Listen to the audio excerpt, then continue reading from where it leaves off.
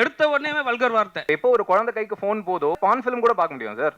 அப்போ தம்பி நீ தானே டேரக்டர் இந்த படத்தை ஹாட்ஸ்பாட்டுக்கு.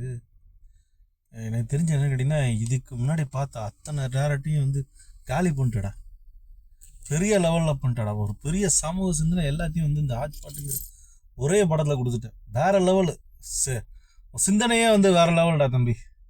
சல்யூட் அடிக்கணும்டா.